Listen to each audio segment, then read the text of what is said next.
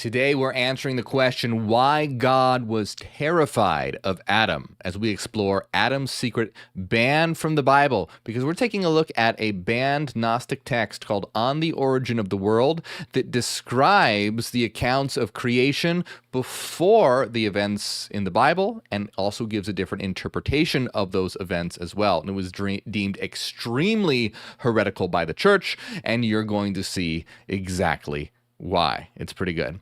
Now, we're going to get started, but as always, please hit like and subscribe so that we can share this information and get it going across YouTube. And also, if you enjoy my work, consider supporting on Patreon or becoming a member on YouTube. When you become a member on Patreon, you get access to all of our members-only videos and a new members-only video every single week. Or to also get that, you can join Tier 2 or higher on YouTube.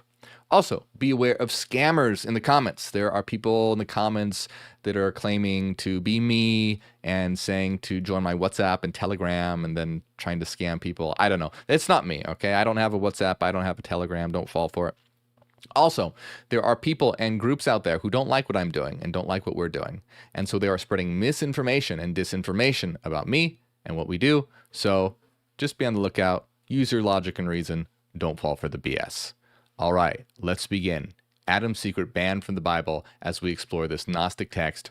Now, last week, we were exploring all about Eve. Today, we're going to be taking a look at Adam. If you haven't seen the other videos in this series on this book called On the Origin of the World, that's okay. You don't have to understand what we're going to be talking about today.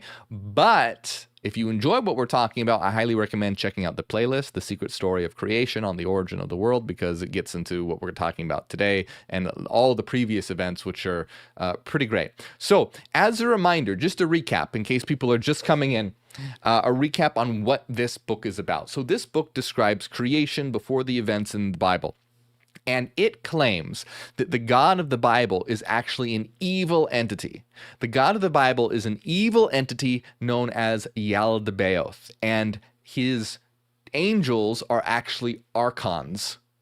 And what Yaldabaoth and his archons are trying to do is essentially capture the human spirit, because what this book reveals is that the human as a spiritual being existed as a spiritual being and was not created by this evil God. The God of the Bible, in other words, didn't create humanity. Human existed as a spiritual being. And essentially what this spiritual Adam was an extremely powerful divine being that created its own heavens and its own universes. And these heavens and universes that this Adam created, this spiritual human, this spiritual being was better than the heavens and the world that was created by Yaldabaoth, the creator God of the Bible.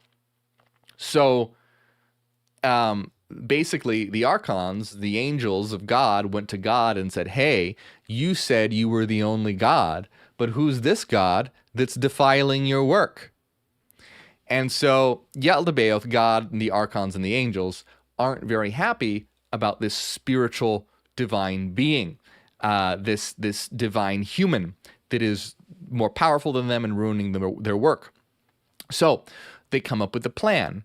And their plan essentially is I'm going to do a long story short version of it. Check out the other videos in the playlist if you want to know in detail. Long story short version of it is they create a body out of material, a material body, in an attempt to capture this human so that it can be confined in this body that will be like a tomb or a fence for the light, as it's put in here, so that it won't be able to destroy its creation. So what happens is this human actually does end up becoming inhabited by a divine spirit. But this divine spirit is very weak in this state, and it turns out that Eve is a spiritual being that ends up helping this being have life.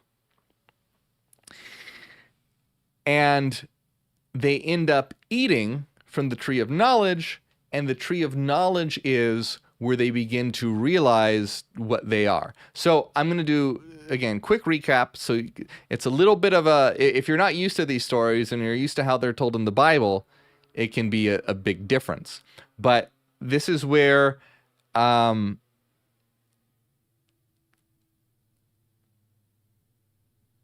okay, so here it says, when the rulers saw him and the woman who was with him erring in ignorance like beasts, they rejoiced greatly. When they learned that an immortal human was not going to pass them by, but they would even have to fear the woman who has turned into a tree, they were troubled and said, is this the true human who blinded us and taught us about this defiled woman who is like him, that we might be conquered? Okay, so here's the idea.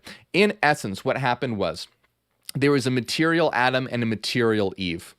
And the material Adam and the material Eve are inhabited by powers of light, but they're in a very animalistic state because they don't know what they are, they don't know where they are, they don't know what's going on, they just think that they're bodies in paradise. So this is why they say the rulers rejoiced when they saw them erring in ignorance like beasts. They saw them making errors like beasts, and they were happy because they're like, oh, look, these were the beings that we were afraid of, but we've trapped them now, they're behaving like beasts.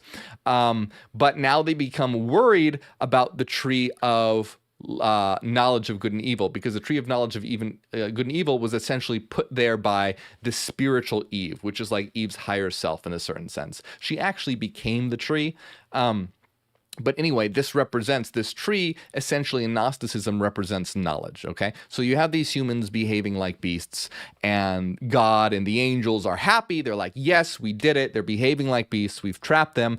But oh, no, there's this tree. What are we going to do about this tree that, and they can't just get rid of it because this tree was placed there by this divine eternal being that's more powerful than them. So they're like, okay, we trapped the humans. Great. They can't do anything to hurt us or defile our work because they're behaving like beasts. They're in ignorance, but there's this tree there. What are we going to do about this tree? And then it says they came to Adam and Eve timidly, they were kind of scared, and they said to him, the fruit of every tree created for you in paradise may be eaten, but beware, don't eat from the tree of knowledge. If you do eat, you will die. After they gave them a big fright, they withdrew up to their authorities. Let me put this on screen so you can see what I'm reading from. This is on the origin of the world. You can read these all for free, by the way, on gnosis.org. People ask me where these books came from. They came from Nag Hammadi. They were discovered in 1945, buried near the tombs of Egypt. These heretical texts were discovered, but you can read them all online for free. They were recovered. So, they don't know what to do about this tree. They're like, okay, well, let's scare them and say, all right, well, if you eat from the tree, you're going to die. So that's their plan. Their plan is they can't get rid of the tree, but they don't want them to eat from the tree because then they'll start to realize what they are. So they say, okay, if you eat from the tree, you're going to die. And then, of course, it says, then came one who was wiser than all creatures, who was called the beast. When he saw the likeness of their mother Eve, he said to her, what is it that God said to you? Don't eat from the tree of knowledge. He said, not only don't eat from it, but also don't touch it, or else you'll die. And this is, of course, the serpent having a conversation with Eve. And he said to her, don't be afraid, you certainly shall not die. For he knows when you eat from it, your mind will be sobered and you'll become like gods, knowing the difference between evil and good people. For he said this to you because he is jealous, so you would not eat from it. And this is the thing, is that the serpent is saying, and the serpent is called the instructor, but it said that the instructor, what God and his angels will always do, what this book says is that there is this being called the instructor, and the instructor is associated with Eve, it's associated with the serpent, and it's associated with Jesus. The instructor is the one who helps one understand what one is. And you see this powerful idea in Gnosticism. You don't have figures that are to be worshipped. Like, you're not supposed to worship Jesus. They're instructors, they're teachers. The instructor, the serpent of the instructor, Eve's higher self is the instructor. Christ is the instructor. They help one realize what one is, not something to blindly worship. That's how God, Yaldabaoth, the evil beings and his angels, they want blind worship. And so the serpent says, hey, if you eat from the tree, you're not going to die. What's actually going to happen is that you'll understand the difference between good and evil people, and you will become like gods. And he said this to you. He said not to eat from it because he's jealous. Now Eve believed the words of the instructor. She looked at the tree and saw that it was beautiful and appealing, and she desired it. She took some of its fruit and ate, and she gave to her husband also, and he ate as well. Then their minds were opened, for when they ate, the light of knowledge shone for them. When they put on shame, they knew they were naked with regard to knowledge. When they sobered up, they saw that they were naked, and they became enamored of one another. When they saw that their makers had beastly forms, they loathed them. They understood a great deal. If you want to understand what all that is, all that means, I explained it in the previous video in the playlist. Long story short, they ate from it, they gained knowledge, and became ashamed of their nakedness, meaning they were ashamed of their ignorance. They were ashamed that they were in an ignorant state. So they ate knowledge. You know, that's the story of, oh, they ate. And this is why in the Bible it says, oh, they ate from the tree of knowledge, and they realized they were naked. And that's always a very sort of weird thing. In this book, the explanation in this book says, well, it's a metaphor, basically, for being ignorant of knowledge. They were ashamed of their nakedness of knowledge. They were ashamed of their ignorance. But when they ate from the tree, they gained knowledge. They realized that, and they saw that their makers had beastly forms, and they loathed them. So they realized that God and the angels were actually evil, beastly creatures, and not good and just and righteous. So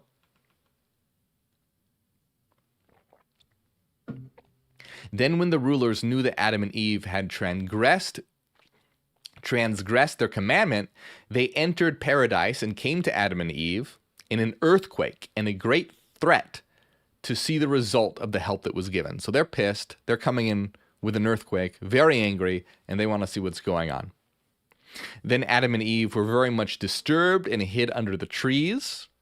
The rulers did not know where they were and said, Adam, where are you? He said, I am here, but because of fear of you, I hid after I became ashamed. But they said to him in ignorance, who is the one who spoke to you of the shame that you put on, unless you ate from the tree? He said, the woman you gave me, she is the one who gave to me and I ate. And they said to the woman, who is it? What is it that you have done? She answered and said, the instructor is the one who incited me and I ate. Then the rulers came to the instructor.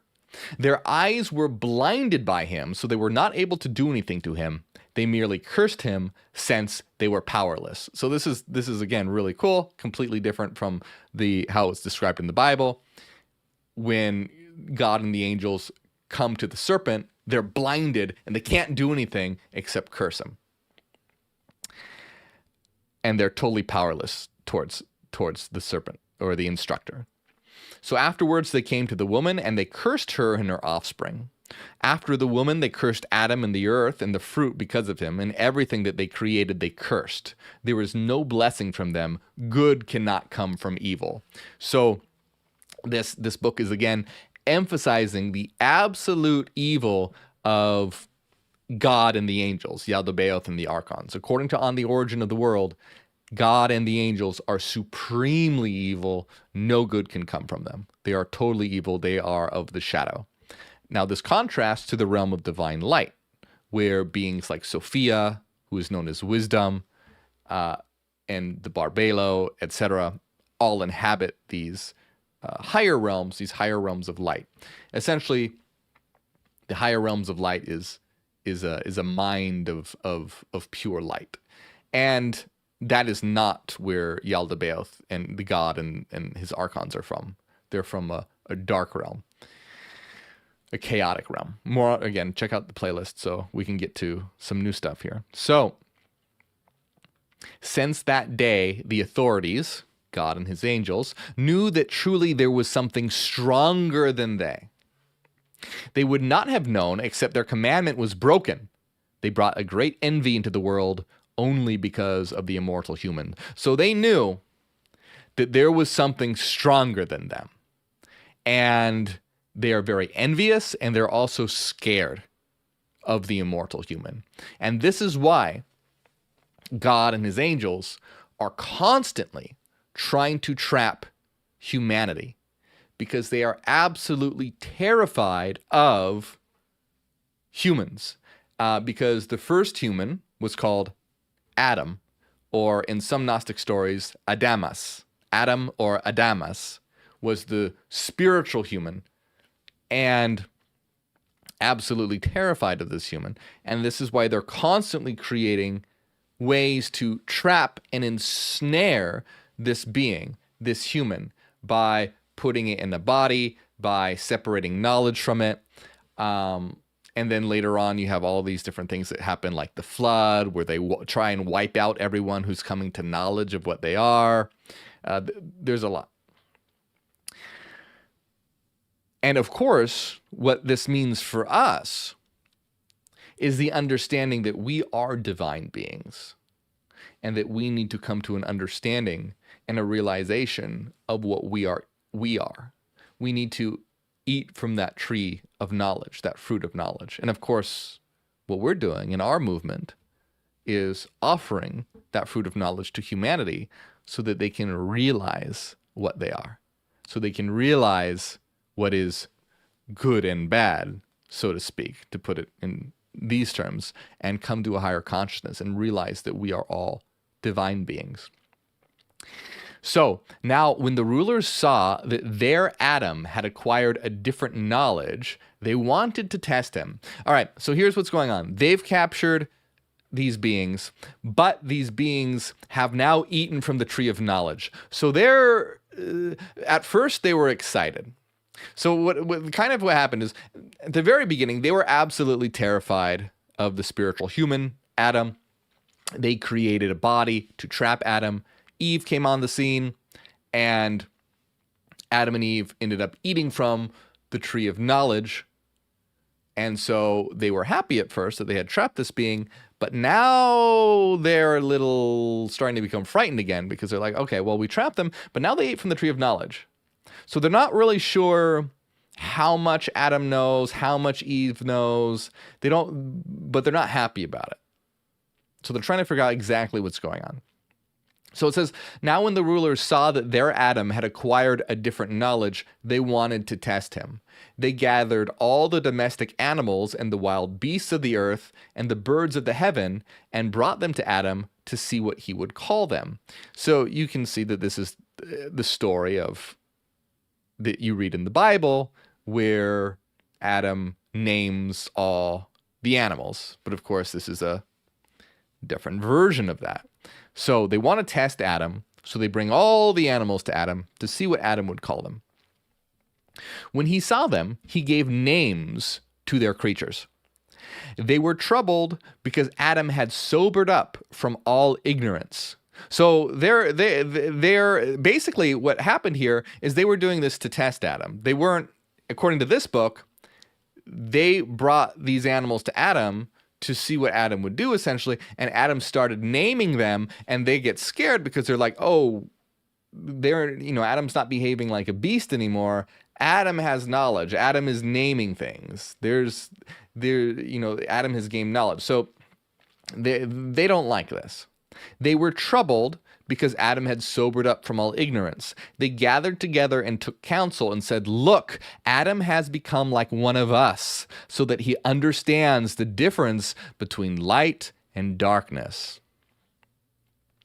Now perhaps he will be deceived as with the tree of knowledge, and will come to the tree of life and eat from it and become immortal, and rule and condemn us and regard us and all our glory as folly.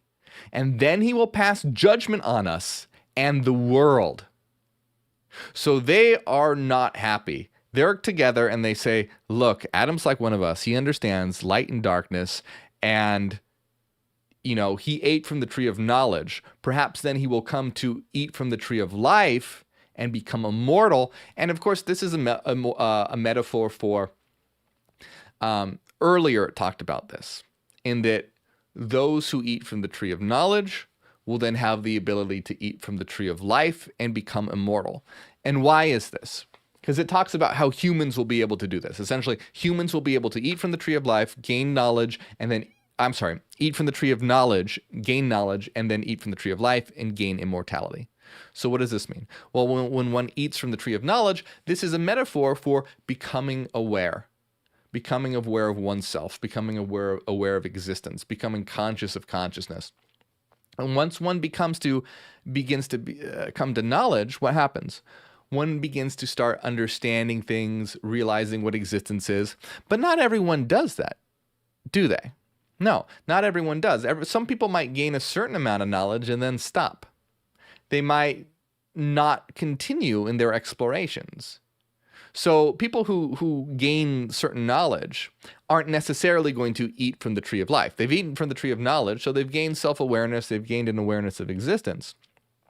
But those who eat from the tree of knowledge and continue to develop their knowledge and understanding to an extremely high degree are then able to eat from the tree of life. What does this mean? It means when you gain an extreme understanding, a very high understanding of what existence is, what you are, where you are, and why you are here. In our system, we call this hyper-awareness. When you understand this, you realize that you are not just a body, but you are an eternal mind, an eternal being. And when you have this realization, you become immortal, so to speak, because you realize that you're eternal. You realize that you aren't this body. And so that realization is eating from the tree of life. So some people will eat from the tree of knowledge, but not from the tree of life. Those who eat from the tree of knowledge and continue to develop and evolve in their understanding of life and existence and reality will then eat from the tree of life because they will have made the realization that they are eternal. They are immortal. So they don't want Adam to eat from the tree of life. They said, oh, well, they're freaking out because he ate from the tree of knowledge. But they don't want him to eat from the tree of life because they say if he eats from the tree of life, he will become immortal and rule and condemn us. Because remember, more powerful than God. Humans are more powerful than God. So they will say he will condemn us and rule us and regard all of our glory as folly, as wrong. And he will pass judgment on us and the world. He will judge us for our evil deeds. So God is terrified of Adam, doesn't want Adam to eat from the tree of life, doesn't want essentially Adam to realize what he is. So they say, come, let's cast him out of paradise, down to the earth, the place from where he was taken, so that he will no longer be able to know anything better than we can. And so they cast Adam and his wife out of paradise. So they cast him out of paradise. And in this conception, it's casting down to earth. And this is where you can see that Yaldabaoth will be constantly, we've seen this in other Gnostic texts, constantly trying to find ways to stop Adam and eventually all humanity from realizing what they are, from realizing their divine essence, from realizing that they are eternal beings, from eating from the tree of life. And what they had done did not satisfy them. Rather, they were still afraid. So they're still scared. You can see there's a common theme here. They are pretty terrified of this being, and they're doing all in their power they can, and that they can to stop this being from understanding what it is. So they were still afraid. So they came to the tree of life, and they set great terrors around it, fiery living beings called cherubim, and they left a flaming sword in the midst, turning continually with a great terror, so that no one from among earthly beings might ever enter that place. So they're not enough to cast them out of paradise, but they go to the tree of life and put terrifying things all around it. Great terrors, fiery beings, and a great flaming sword. So what's going on here? What does this mean? Well, this is essentially the idea that in Christianity, all those things that would bring one to the tree of life are condemned as evil.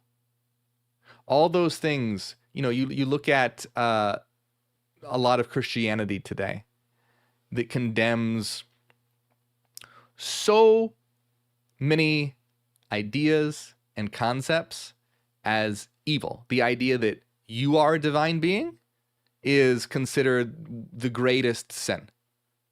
The greatest sin. It's what got Lucifer thrown out of heaven.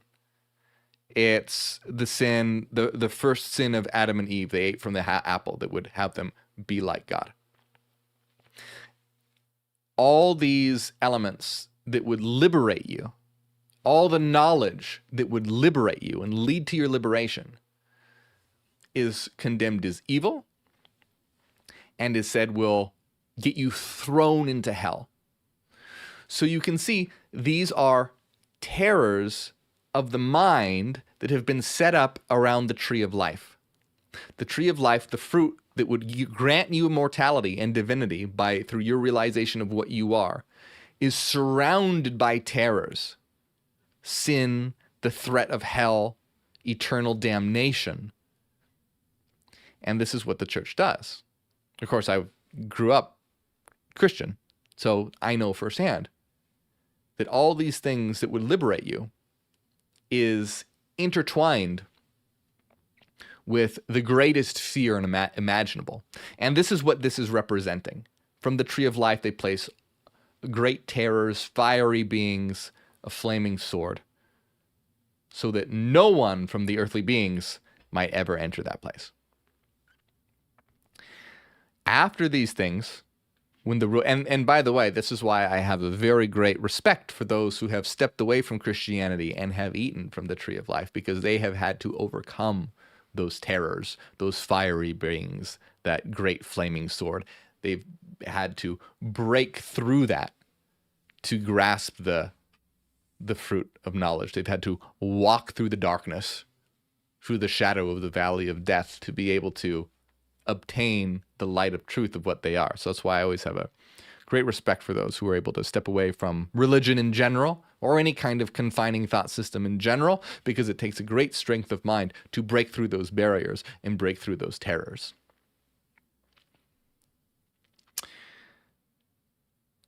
And this has very real effects, by the way. You can look up RTS, or religious trauma syndrome, which is a big effect. Mimics PTSD and CPTSD of being indoctrinated with these terrifying ideas. So, very real, and it's a powerful metaphor. And you'll notice that in these Gnostic texts, all of these ideas and beings are metaphors for the mind and structures of the psyche and elements of understanding and raising oneself up.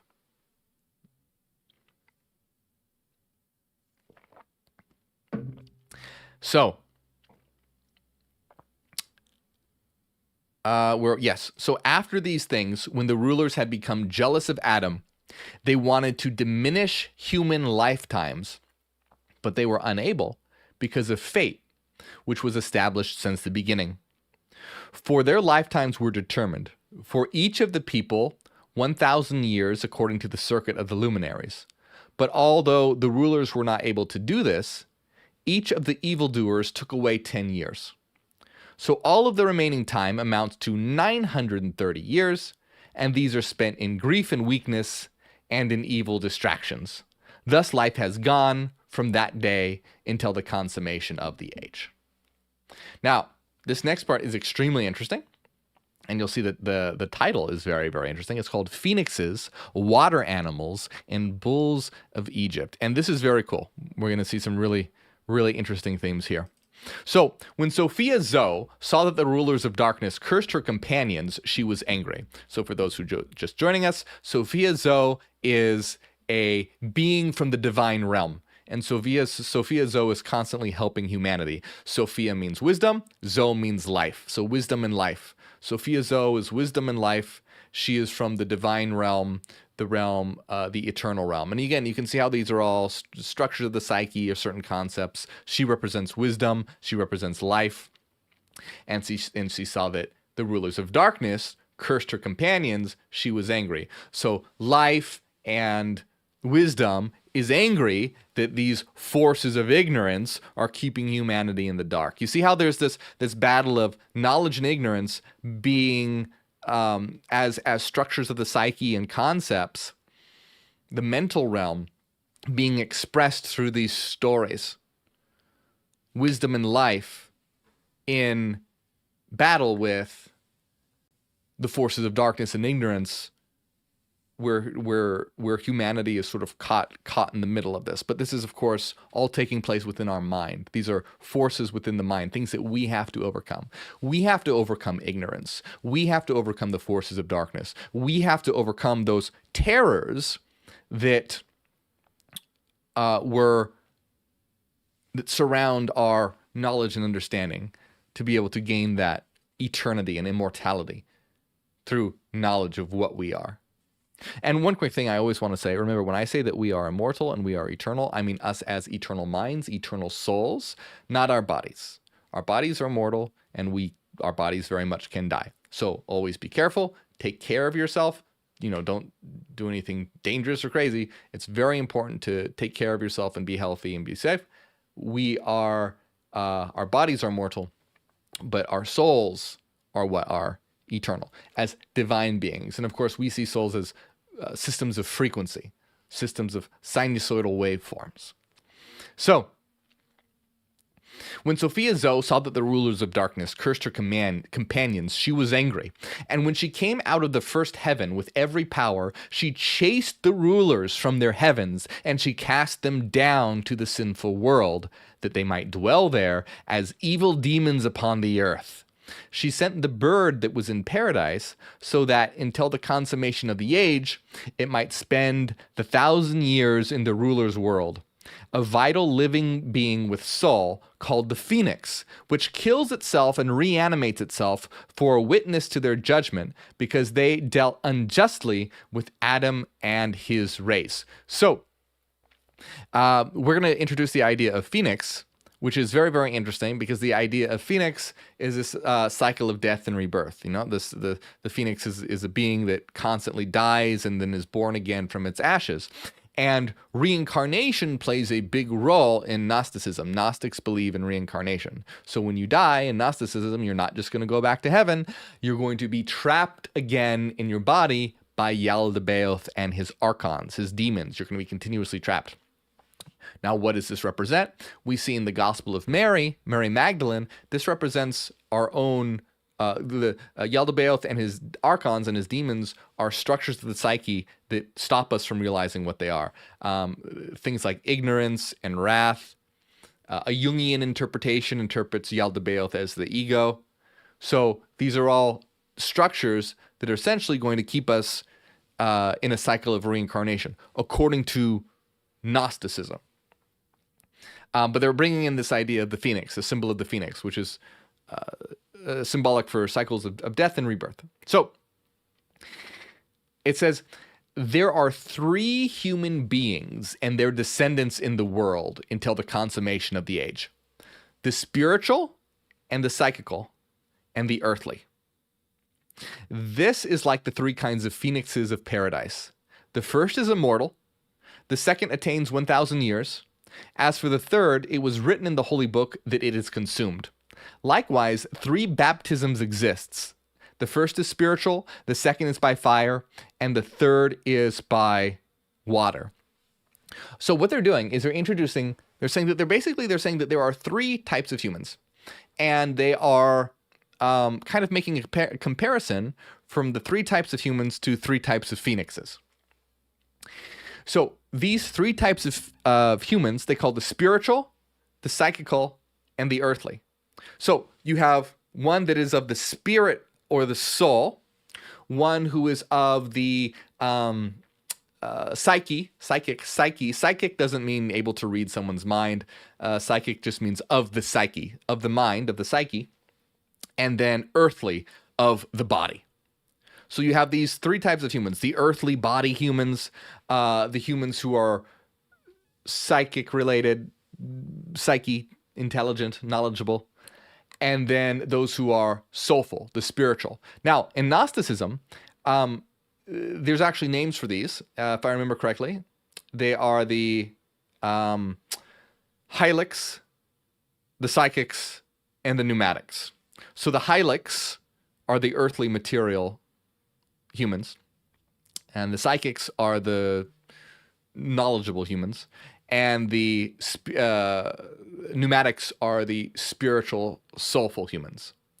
And what essentially this represents is human beings at different levels of understanding. The hylics, or the material humans, are those who are just, pretty much going about their day. They don't give much thought to reality or what existence is. They're just the average everyday person doing whatever they feel like doing. They're very much driven by their unconscious drives and instincts, and they're focused on material things and earthly things. These would be the first type of humans, or the hylics, or the earthly humans. Then the second type of humans are the psychics, or the humans of the psyche. And these are individuals who are knowledgeable and have a great deal of understanding, but they haven't yet really fully realized what they are. You could kind of look at these people as humans who have eaten from the tree of knowledge, but not from the tree of life. They've gained an understanding. They're not bestial. So they're not just driven by instincts and unconscious drives and what's right in front of them and going with the flow, and they're actually giving consideration to their life and existence, etc. They've eaten from the tree of knowledge, but not the tree of life. They haven't gone so far. And then, of course, you have the pneumatics, pneuma, which means breath, and is associated with soul. So pneumatics comes from the word pneuma, and this means breath, which means soul. And so the pneumatics are those who are soulful, who are the immortal.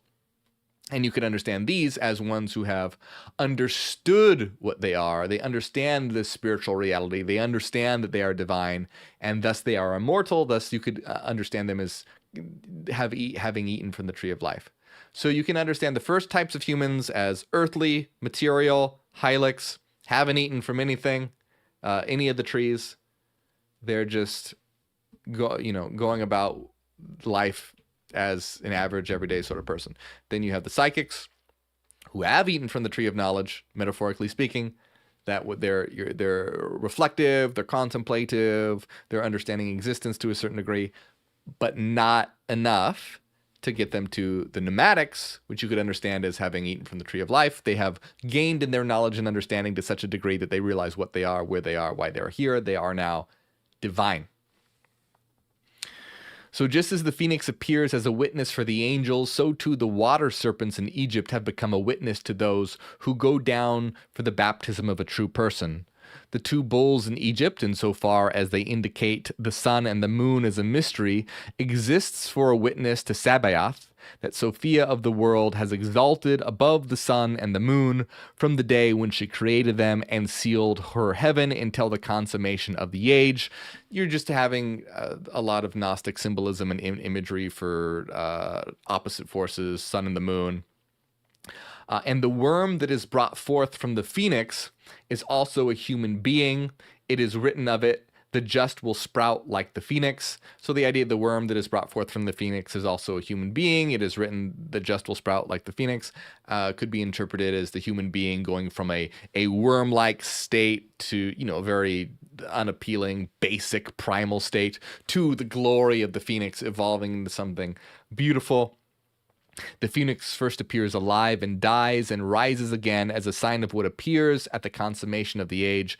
These great signs appeared only in Egypt, not in other lands, signifying that it is like the paradise of God and giving a very big importance to the land of Egypt here.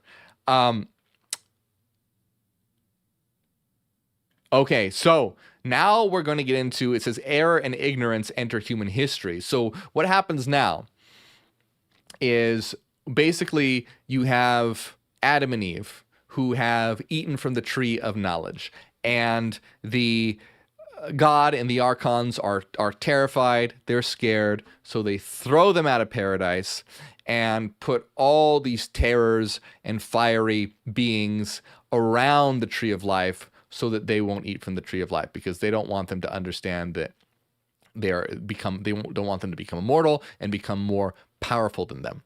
And then, of course, you have now this laying out and understanding of, this Gnostic text is kind of describing now how there are three different kinds of humans in the world, representing different levels of consciousness, which is really cool to see back then how you had individuals, who were writing these books, recognizing different levels of consciousness, this idea of an evolving consciousness, which is very cool and very advanced for the time that it was written, and to be understanding these ideas, because essentially what we're trying to do now is similar. We're trying to get humanity to eat from the tree of knowledge and eat from the tree of life, to realize what they are, where they are, why they are here, to realize that they are divine beings, not to not because there's a evil being trying to capture us or anything like that, but because the world is in a terrible state and we have the power to change it. When we realize that this world is ours to create, we can come together and create a beautiful new world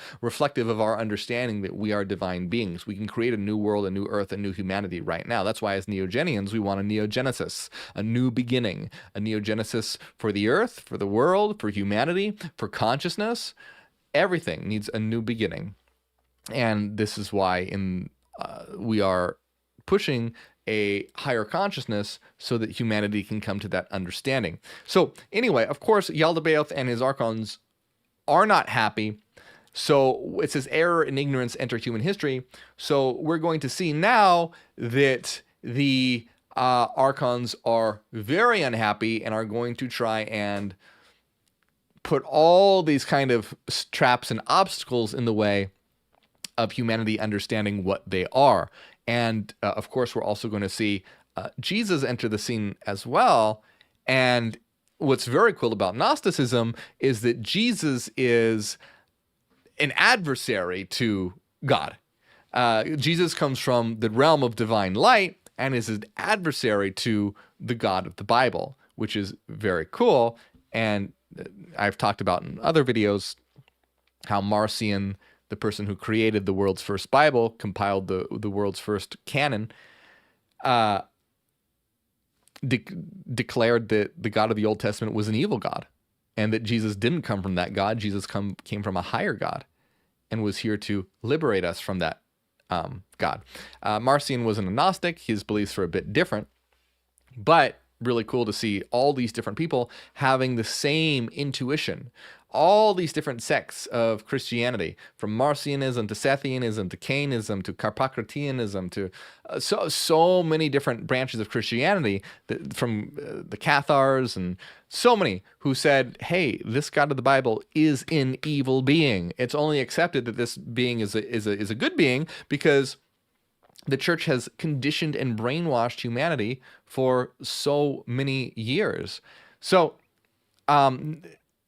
that is what we will be getting into next time. Yaldabaoth and the archons setting up all these obstacles for humanity, Jesus coming onto the scene as an adversary to God, an adversary to Yaldabaoth, and that's what we're going to be getting into next time. So I hope you enjoyed this. Remember, please like and subscribe and check out the playlist, because there's a lot more to this if you want to know more about this book on the origin of the world. And also, as always, if you enjoy my work, consider supporting on Patreon. It helps out a lot. You'll get access to all of our members-only videos, and there's a new members-only video every single week, and you can do that by supporting at any tier on Patreon. The link to support on Patreon is right here. Or you can support at tier 2 or higher on YouTube by hitting the join button right below this video. And as always, I want to remind you, don't ever feel obligated to support monetarily. You don't have to. There are plenty of free ways you can support, like liking, sharing, and subscribing. But I want to give a big shout out to everyone who does support, especially Renaissance Fairy, Cassidy, Angela, the Halloween Mom, DB, Enki, Nucelina, Paul Rogers, Eric Fire, Massam, Ryan, Christopher, and everyone else. Thank you very much.